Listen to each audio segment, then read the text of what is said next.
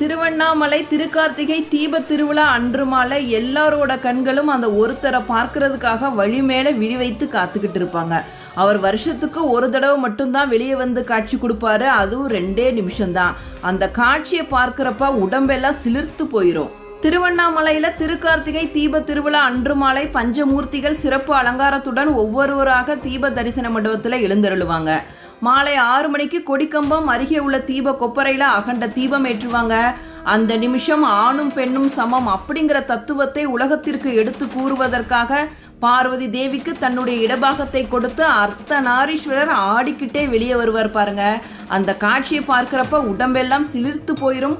பக்தர்களோட கண்கள் எல்லாம் குளமா மாறிடும். அவர்கள் எழுப்புற அண்ணாமலையானுக்கு அரோகரா அப்படிங்கிற சத்தம் விண்ணையே பிளந்து நிற்கும். இதைத் தொடர்ந்து 2668 அடி உயரம் உள்ள திருவண்ணாமலையோட உச்சியில மகா தீபம் ஏற்றப்படும்.